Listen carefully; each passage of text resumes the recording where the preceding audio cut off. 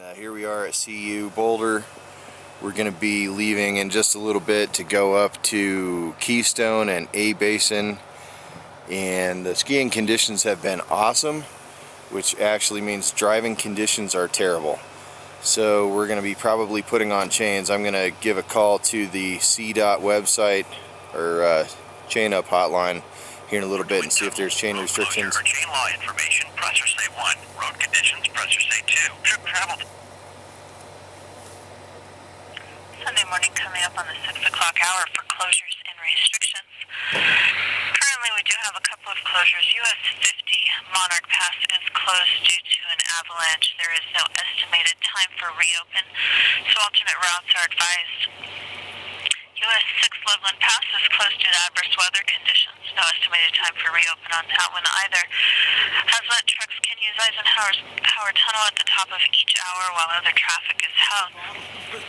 We do have a number of chain restrictions in effect for all commercial vehicles, including trucks, buses, and vans 16 passenger or greater.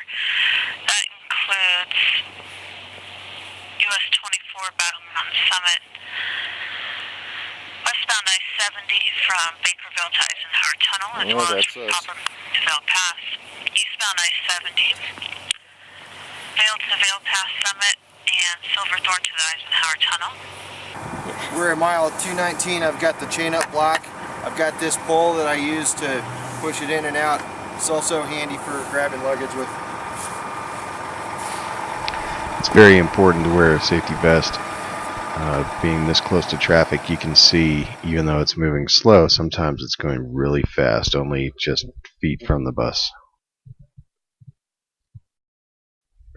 I had 2 chain up blocks with me this day, which makes it go much faster. You can lift both sides at the same time without having to reposition the bus. Keep in mind, if you don't check that inside dual and it's a little bit low, it's not going to have enough air pressure to lift that outside wheel up off the ground. You want to make sure there's plenty of clearance to get the chains and other tools underneath. After my bus is in position, I like to put my bungee cords on the ground right behind the exhaust pipe, and that will get them nice and hot so they stretch easy. It's very difficult to stretch those bungees when they're frozen. And after a little while, it heats up all the snow and makes them nice and soft. This end of the cable will go on the inside of the drive wheel. I will try to get 2 or 3 cable stops inside that so that it's nice and tight.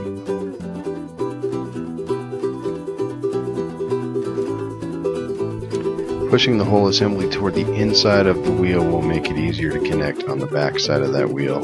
I also want to make sure that I've left the end of it right in an area where I can access that is not directly behind the middle of the tire.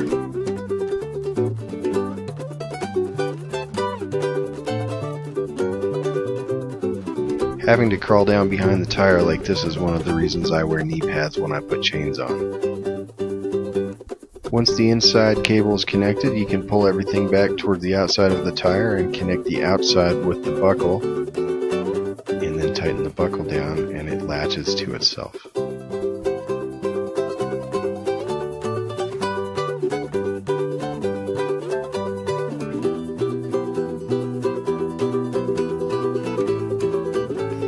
And here come those bungee cords. They're nice and soft, so they go on really easy.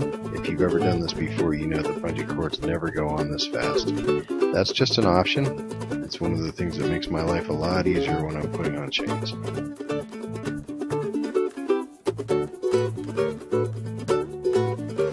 If you only have 1 chain up block, this is the time when you have to drive down off it, reposition to the other side, drive up on the block, and do the whole process again. Fortunately, with 2 blocks, I was able to do both sides without having to move.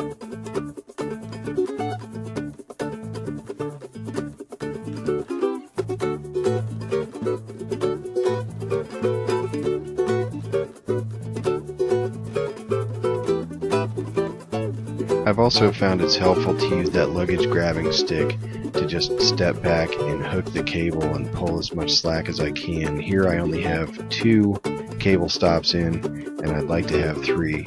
So I use my tool and stretch the cable out just a little bit until I get enough slack that I can pull that third cable stop in for a nice secure fit on this chain.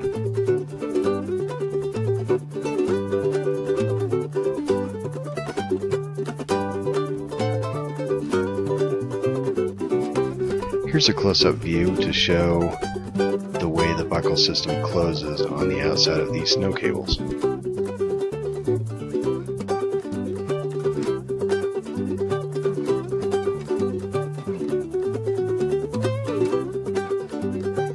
Once the chains are secure and the bungee cords are on, drive down off the block. Remember to take them with you and close the chain door very securely. These buses have a tendency for that door to pop back open on its own, as you'll see in just a minute. I like to adjust my mirrors where I can take a good look at my chains for the first mile or so and make sure that everything is tight. Then I will also get out and recheck those. There's that luggage door that popped open. And of course this never happens when it's in a convenient location to stop and close it, so you just got to pay attention and wait for a good place to stop. I want to just discuss a couple of items that I carry with me. There's my chain-up bag and my luggage hook. I have a small tool set with at minimum a screwdriver, a wrench or a pair of pliers, and a hammer, and some extra bungees in case there aren't any.